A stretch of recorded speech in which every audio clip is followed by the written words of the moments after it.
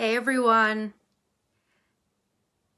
So I am so excited to be here on Facebook Live to share some really important things that have happened to me and for me that have helped me to really make it out okay during this crazy time. Hey everyone. Hey Steph. Hey Emma. Thanks for being here. So this is, if you didn't see my stories on Facebook or Instagram, I've planned a 5-part series that is going to be all about helping to give you tools that I've learned and I use all the time to maybe improve or build on your mindset and have more of a resilient mindset and have more of a plan of action going through COVID and going back to work. So today's program is going to be all about embracing change. So day 1 is embracing change. I'll talk about what the other days include as towards the end, I'll tell you what the other ones are. But the reason why I feel embracing change is so important is because when you think about it, there's a saying and it says, the only constant in life is change. And we know this to be true. If you think about 2 months ago today, I was in my salon. 2 months ago today, I was working behind the chair. It was my last day of work. I actually plugged in. That was the day that this global pandemic was announced, and I plugged a day from 10 a.m. until 1 a.m. in the morning. I'm just trying to fit in the last people who might need their color done before I shut down my salon for what's been now 2 months. And by the time we go back, will be 3 months. Who would have guessed that? I never would have guessed it. When we started this year in January, especially when I was in Miami in January for training, to look back on those pictures and then today, what the difference is. So one thing that I am so proud of myself for is the work that I put in since for the past 15 years that has helped me to get through this time in a way that I am so proud of myself. I have used this time since we've been off to get a certificate that I've always wanted. My passion in life is life coaching, which is why I'm on here with you guys to share some things that I've learned. And I have been able to use the things that I have learned through Redkin and all of the things, the courses that I've done in the past, the therapy that I've been through, everything. And it's almost like I feel like I've been prepared for this time. Now, please don't look at that and say, oh my goodness, look at everything she's done to maximize her time during COVID. That's not what I'm saying. I have had times of emotional moments. But what I'm saying here is that if I look back at 20-year-old me and versus the 38-year-old me of today, 20-year-old me, I'm not sure how I would have handled it. I'm really not. If you can relate to this, please give me a little comment there and let me know that you relate to that. It's kind of like what would your 10 years ago self, what would your 20 years ago self, what would they think of what's going on right now? Maybe have some empathy for those who are teenagers right now and youth who are having probably the hardest time. But I also love when I was on my last training, one of the things that one of the guest speakers got us to do was they got us to write out 2010 to 2020. And 2010 to 2020, how much have you changed in that time? So just take a second and think about your life 10 years ago. What's happened for you in your life? And if you want to share anything about what's happened with you in your life, please share it below. So I know for myself in the past 10 years, in the past decade, my life has changed tremendously. I moved salons. I just last year opened my own salon suite with my own branding, something I've always wanted to do, became my own boss. I love it. Loved where I worked before, but love that. I've had some huge successes in my career. I've won national awards. I've got to do like amazing things, traveling and getting trained internationally. So, you know, there's some big, big wins. I also met my husband 10 years ago. We had our 5-year anniversary this year of our wedding. And then I also, you know, made my family bigger by having a big old puppy join us. So these are things for me that have happened. But along with that, I've also had losses. I've lost some very, very close family members and friends of mine. So as we all know, a decade brings a lot of change, and it's not always good change. But I promise you, and I'm sure that when you think about it, there is always some good that comes of it, whether it be appreciation of the life that we have, you know, whether it be new love for something. There is always a silver lining to everything. Sometimes we just need to look for it. So the main thing that if I could share with you all, the main thing I would love for today with Embracing Change is I'd love to share with you all how to build resiliency, which is something I'm very, very proud of, because 20-year-old me, anybody who knew me when I was 20, and if I know you're on here, like Diana, you're on here, Steph, you're on here, Della, I saw you on here, and the 20-year-old me would have been super reactionary. Still got a little bit of reaction. Difference is how long that lasts. So I was super emotional, very reactive, and I enjoyed, I guess, as much as I hate to admit it, playing the victim. So I see myself, I love that person that I was, which was also kind and sweet, but I'm so proud of the woman I am today because of all of the experiences I've had, the mentors I've had, the friends I've had. Thank you if you're a friend of mine. You've all helped with this journey. And I just, I feel so empowered, and I just want to share that. So today I'm going to share with you the why behind why sometimes we get really out of sorts when change happens. So why as human nature do we find change so hard? And I want to give you strategies to manage your emotions, to manage your reactions, and to manage your expectations throughout what's going on now and through moving towards going back to work. Tiffany Reese says, I feel you, sister. It took me a month before I started feeling like myself again after all this hit. Yeah, Tiffany, it's been a roller coaster. I completely agree. And embracing change, yeah, it's the biggest step. It's the biggest step forward. So thank you for that. So with all this, again, this is going to be a 5-part series. So today we're going to be focusing on what we can do to embrace change. The first thing I'd like to start off on is a reminder. So everything I'm going to share with you, I'm sure that you're going to feel the same way I did. Even if it sounds like new information to you, I hope that it hits you in the soul, like it hit me in the soul, as being true. Like this is, you know, almost like, not a testament, but it's like an answering to your soul. So emotions are like the weather. They come and go. And what happens in our society right now is it's almost like we're told that the way to have the best life is to be happy all the time. You know, so we're always trying to achieve happiness. Are you happy? Are you happy? Maybe buying that new car will make me happy. Maybe buying that new shirt will make me happy. Maybe if I lose 30 pounds, I'll be happy. I'll be happy when? You know, and that's a big dilemma that we have is I will be happy when finally I do this. And then what happens? If you know what happens, give me a comment below. When you reach or attain something or buy something or get something, are we automatically happier? For a minute, studies show that when you achieve something, you are happier and it could be the biggest of achievements, anywhere from 1 day to 1 week. And then you are back to where you started in terms of your baseline happiness. So if that's the case, then what does it take to be happy?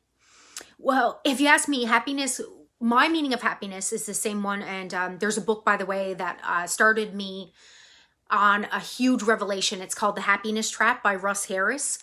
If somebody wants to write that in the comments for me, The Happiness Trap by Russ Harris, so that people, when they go through this, that they don't have to write it down, or write it down if you want. I highly recommend it. But he is the one who gave me the analogy of emotions are like the weather, because they come and go.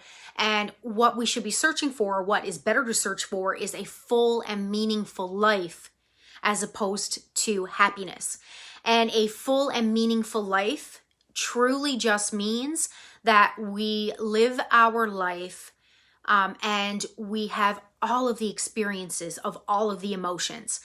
You know, if somebody is 100% happy all the time, we would probably believe that they had some sort of neurological defect, or because it's just not normal. It's not normal to be happy 100% of the time. And having all of the emotions, that is what makes us relatable and human and helps us to love everybody. And I love Steph said, yeah, the same thing for me. So you lose weight, and then you feel like it's going to make you happy. And then next thing you know, you go back to maybe old habits like I've done, and I've gained weight myself, so I've been up and down on the scale, and that will probably be one of my biggest challenges in life, but only a challenge because I've made that a belief in my mind, which maybe we'll talk about in another episode. So I'm not necessarily going to go there right now. But Steph, you're right. It's just, you think you're going to achieve it. And yeah, you know what? You're probably happier when you're definitely happier when you're healthier. That is that is a definite. However, it depends on, with the weight loss, it depends on what it's for. If the weight loss isn't for health and with the right intention, and it's for maybe to be sexier, or maybe it's to look a certain way in pictures, that's all fine and dandy. But that, you know what, that's not a good objective. And that's, I believe, why for me, because my objectives with weight loss, even though this is not the subject for today that I wanted to be focused on fully, but for me with weight loss, it was always about somebody else looking and viewing me instead of for me. So that's what I'm working on right now, is making everything for me in terms of my mental health and my physical health. So, and thank you for that. I digress. So when it comes down to emotions being like the weather, we're meant to have ups and downs all the time. We are meant to have, and even when it comes to our learnings, we're meant to have many, many learnings throughout our lives. We're meant to have wins. We're meant to have challenges. We're meant to have mistakes. And the problem comes with our minds and how we perceive it. And again, deep down, you're going to get this. We are actually have a primitive brain that has not developed since we were cavemen. And yes, our intelligence, yeah, maybe we know more, but innately our brains have not changed. And our brains were made for primarily one thing: to survive. So what that means is that when we were cavemen in caveman days, we would always be on alert. Our brain would be on alert for, where is the tiger in the grass? Where are the threats to my life? Very, very primitive thoughts. But right now, the primitive thoughts, they don't make sense for us because we are in a world that is primarily pretty darn safe. Like if you think about our lives, and I'm going to say in our first world countries, when you think about our lives in our first world countries, we're very, very lucky. The majority of us, the vast majority, we're pretty cushy right now. We are experiencing one of the most trying and tough and challenging times of our lives. And yet we are doing so by staying home, staying comfortable. The majority of us have groceries in our fridge. The majority of us can still take a drive. If anything, for me right now, I'm actually a little bit more anxious about going back to work, because I'm thinking all the self-care things I've done for myself during this time and got to do with this time I've never had before, how am I going to still incorporate those when I go back to work? Which we'll talk about on the last day, FYI. But yeah, we have a primitive brain that tries to keep us safe. And right now we don't need it. But what it does instead is, in social situations, for instance, maybe we go to a party and it keeps us from talking to people that we would love to meet and chat with, but maybe we're too afraid to say anything. That's our primitive brain. Or maybe we went to that party, had a few drinks, woke up the next morning and we're like, oh my God, I was such a fool. and we ruminate on that for maybe the whole day, maybe the whole week. Again, that's our primitive brain. And it's because we're meant, like with that scenario with the party, we are meant to connect with people.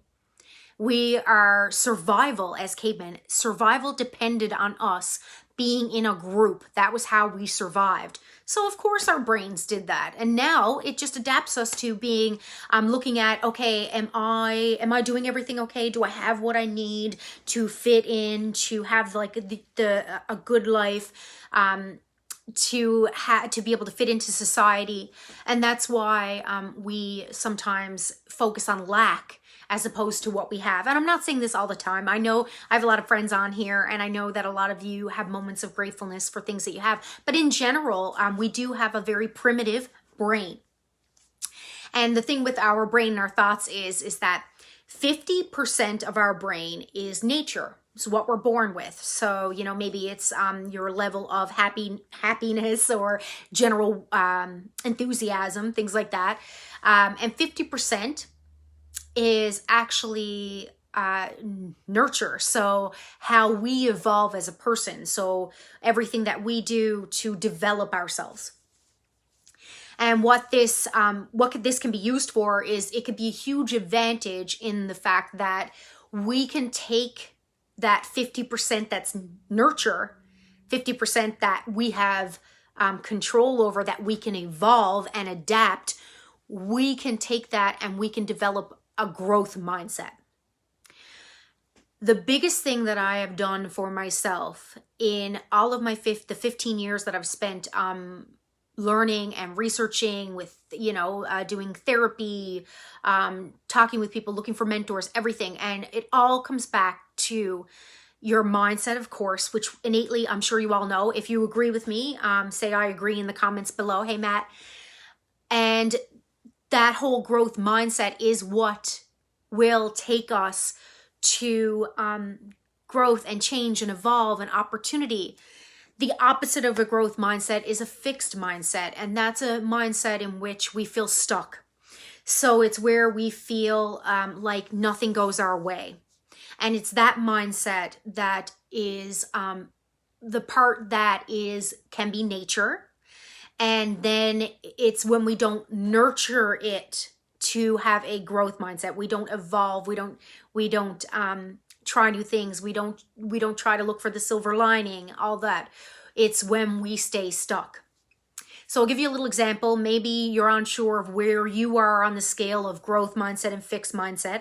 And I'll tell you, I have been on both ends of the scale, and I still to this day, I have battlings with the fixed mindset. But let's imagine that you're going through your day. You wake up in the morning, you get your drink, your coffee, your Starbucks, whatever. I love Starbucks. I'm going to say I got my latte, my $7 latte. And, going to work, I get out of the car, I pick up the latte by the lid, and I drop it, or it falls out from the lid. If this has ever happened to you, give me a comment, say, yes, it's happened to me.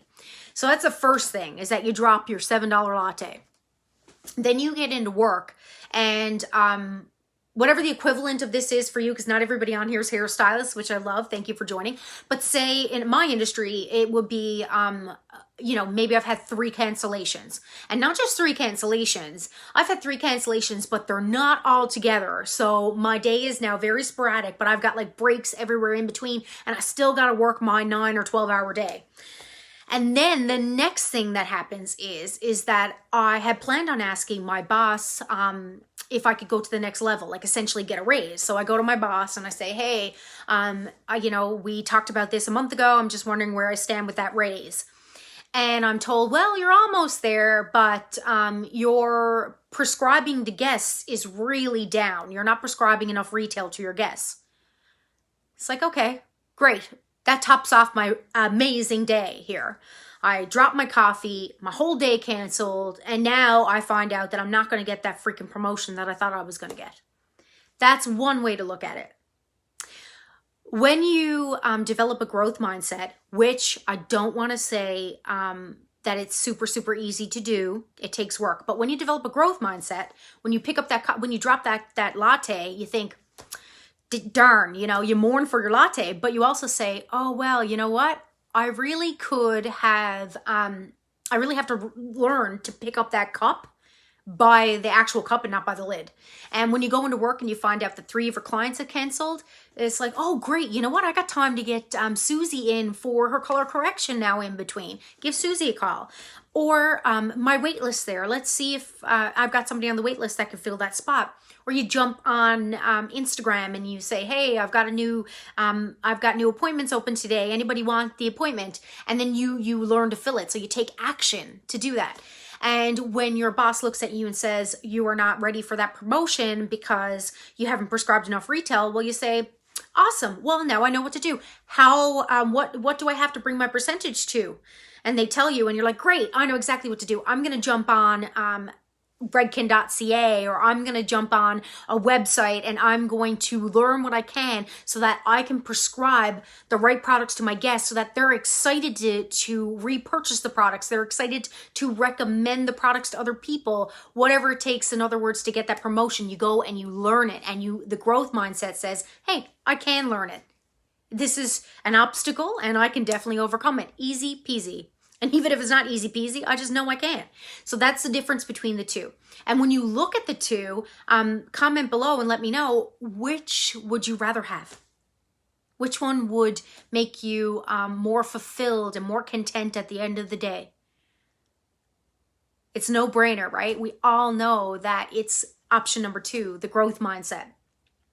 So the benefits of a growth mindset are it helps to make you super resilient. So in times like this, it helps you to be able to bounce back mentally from any setback really quickly, compared to a fixed mindset, which unfortunately may never bounce back, or takes a very long time to bounce back. They may sit in misery a lot longer. And it really helps with coping with failure. So growth mindset makes a mistake into a learning experience. And a growth mindset, people with a growth mindset love challenges.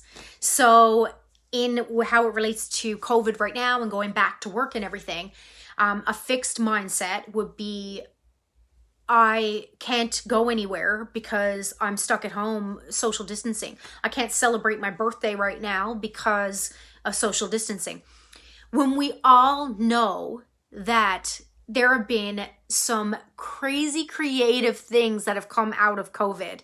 When it comes to birthdays, people going around with the parades, I absolutely love it. And the signs. I know right now with the graduates, they have a bunch of, because the graduating class can't have a graduation, I see signs now on all the lawns saying, I have a graduate of 2020 here. We have one on our lawn just next door that has, I have a kindergarten graduate here, so it's just creative ways to celebrate.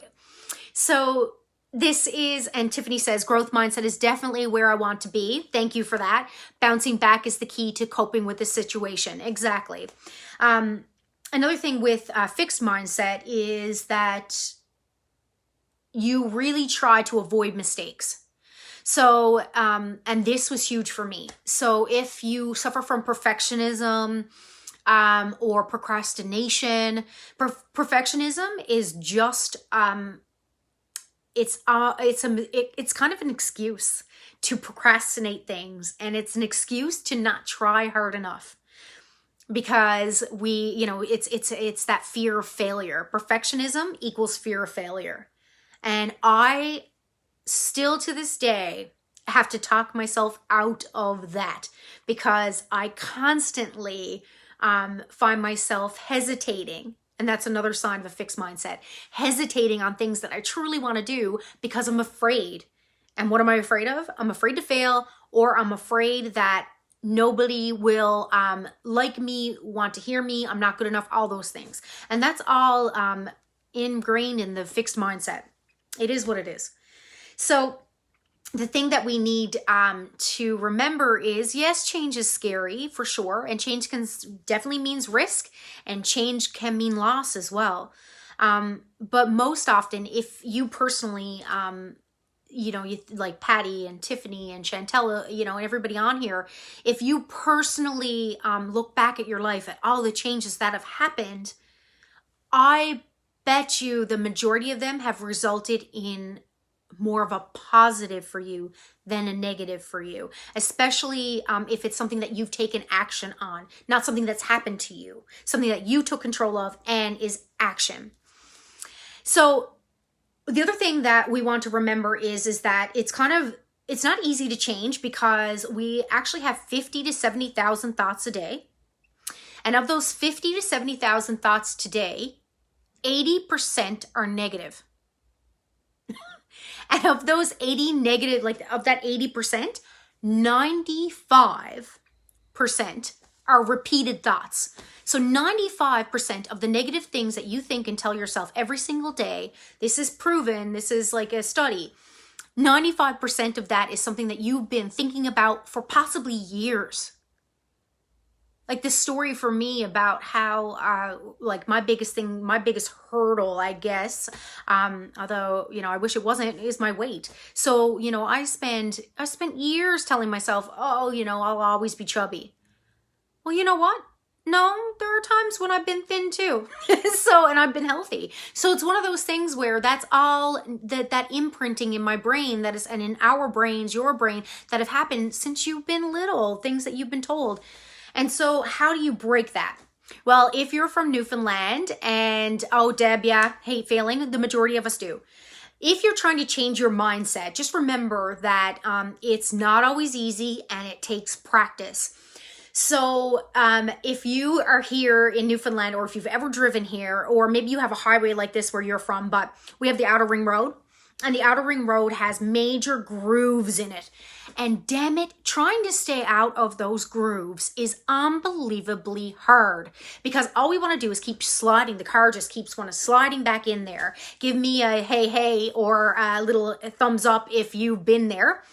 And so if we want to stay out of the ruts of, say, that drive, then we need to consciously, when we're driving on the Outer Ring, we need to consciously shift ourselves, and we need to pay more attention as we're going to make sure that we stay out of those ruts.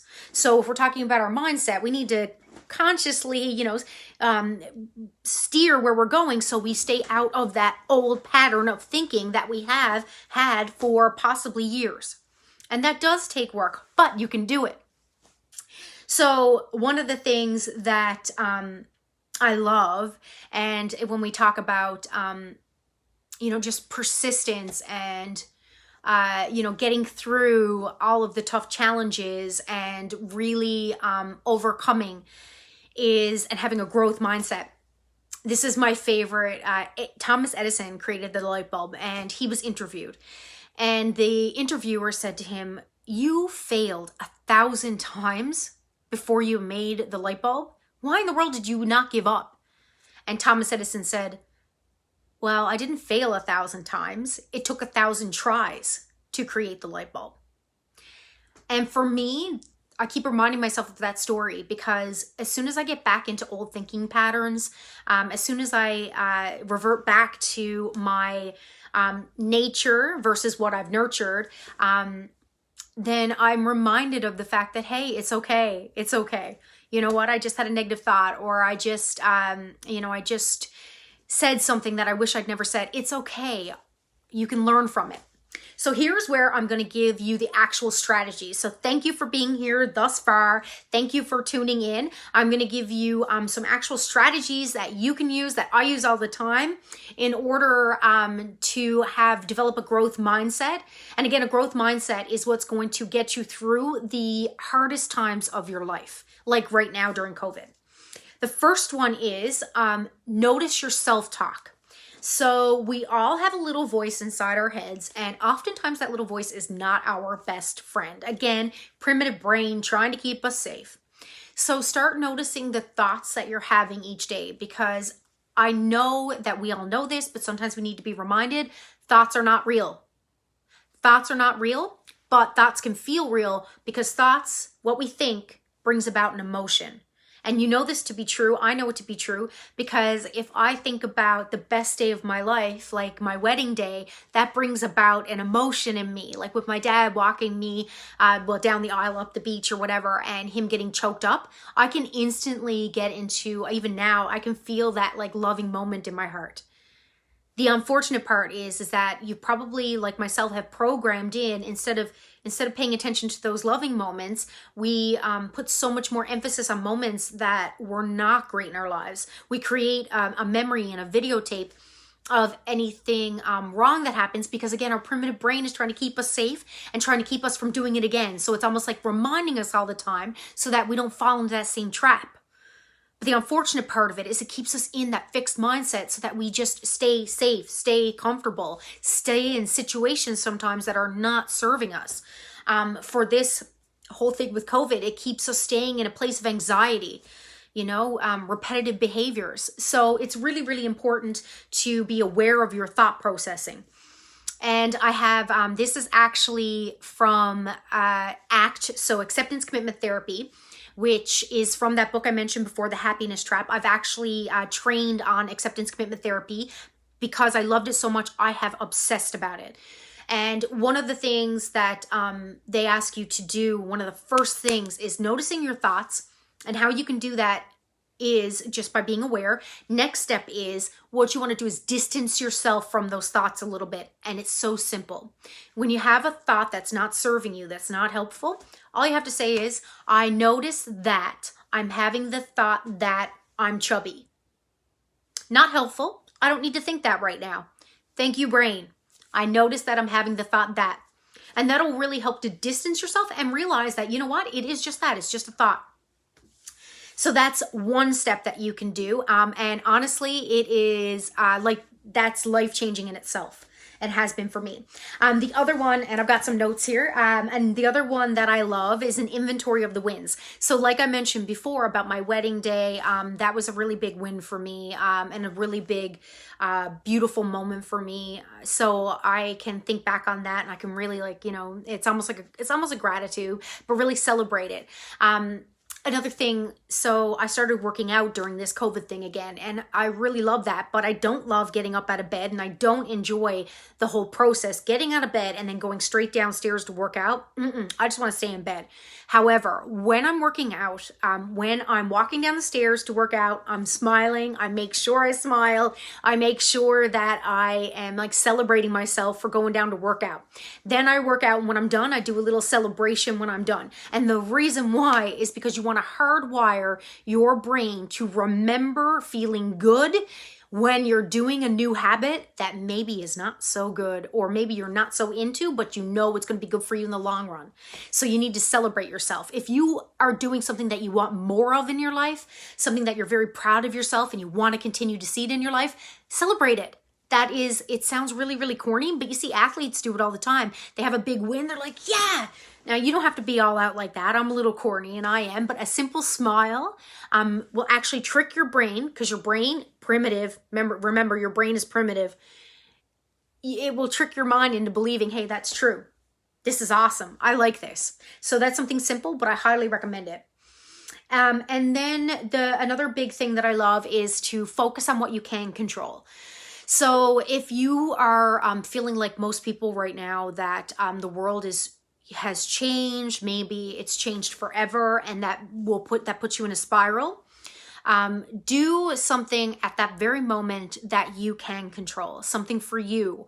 And it could be so simple as, maybe we have to social distance, but that doesn't mean that you can't go stand at the end of the driveway and say hi to a friend and talk that way. Doesn't mean that you can't pick up your phone right now and call a friend and see them over FaceTime. Again, it's all about being creative, but focus on what's in your control as opposed to what's not in your control. That is huge. So we've had 3 so far. Paying attention to your self-talk, celebrating any wins that you have, and focusing on what's in your control. All very, very important. And then the next one is, I love this one. A lot of times we can get triggered by other people. And I know for me, I sometimes lose my patience for things. And for people, sometimes, especially in a lineup at a grocery store, maybe if they're not moving fast enough, that's one that really irritates me. But then whenever I have a thought like that, I challenge it with, maybe they're doing the best that they can. And that's a huge one. What if we just gave everybody the benefit of the doubt that they're doing the best that they can? And I think that that's a beautiful thing. So if you can adopt that, even just you may have to tell yourself, but if you can adopt that way of thinking, it would be great. And then the other thing that is huge for growth mindset is for looking for solutions. So you're going to focus on what's in your control, and you're going to focus on solutions. So the biggest way to focus on solutions is instead of saying I can't, what can I do? So, or how can I? So what can I do, or how can I? If you can make that part of your language, you are going to be a big winner. And finally, last but not least, but this is something that I do all the time, and that is debriefing. So debriefing, super simple. If at the end of the day, it could be journaling, whatever, it's looking at what happened, and kind of in a way that is not judging, just simply what happened. Like I went for a walk, and so what happened, what worked, what didn't work, and what did you learn? And finally, after that, after you what did I learn? What else do I need to learn in order for this not to happen again? So that's a journaling prompt that I use so often. And the other thing I love about it is that when I look back and I read back, I see my growth. I see everything that's happened. Because the moment you put it on paper, that becomes more ingrained in your memory. So these are the strategies. Again, one more time, it's self-talk. So listening to the way that you talk to yourself, and putting I notice that I'm having the thought, distancing yourself from that thought. Having an inventory of wins to celebrate, so memories that you can celebrate, and then celebrating every time you do a new habit or you do something that is more towards where you want to be as a person. Focus on what you can control. Assume people are doing the best that they can, and debrief your day, or debrief what's happening debrief what happened to you during that day, whether it's something that you want to remember to learn or something you want to change. Those are huge. And thank you, Becky. Becky says, Stephanie, this is definitely your calling. Becky, it's my passion for sure. Yeah, I love it. And thank you for bringing that segue, even though you didn't know you were going to. I share all of this simply because it's things that I've done to really grow as a person. And I know if you've known me for a long time, I've been told, and I know it's true, that I'm the same person. However, how I behave is much, much different. And I couldn't be more grateful for all the things that I've learned. And I feel the need to share it because it's helping me get through this really crazy time. And it's really easy right now to feel like you have control of nothing, because so many people are making so many decisions for you. And the reason why I wanted to do this 5-part series is because I wanted to make sure that everybody who tunes in knows that you have so much more control than you believe. So I wanted to say, just to let you guys know, thank you. Number one, thank you for spending this time here. I know some of you have been here the whole time. If you are joining in halfway through, I highly recommend going back, rewatching. I feel like there's valuable content here. And if you're on here and you've watched and you feel like there's somebody else who needs to hear this messaging, please share it. So tomorrow we're going to talk about managing expectations. So Tuesday is going to be about managing expectation. Wednesday is going to be about our energy, our responsibility. I love this one. So it's taking ownership for the energy that you're putting out. And also, the next day then is going to be Thursday, is emotional triggering. So that day we'll talk about how do we have more, the ability to respond when somebody triggers us, which is huge. We've all been there, and we're going back to work, and people are in high emotional states. So this is very important for us to be able to have good boundaries to hold on to our emotions.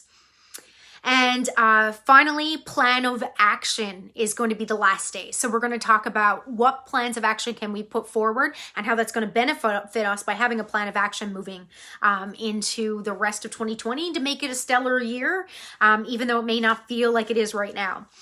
My call to action for you guys after this is just try tonight and tomorrow would be to try some of the things I mentioned about growth mindset. The biggest one that'll change your life is noticing your thoughts. If you do one thing after today, if I've said one message, I would love for you to notice the thoughts that you're having and to be aware of how they are affecting you and are they serving you.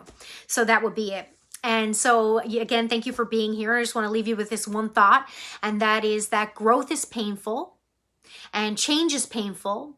But what is the most painful is when you stay stuck in a situation that you don't belong in.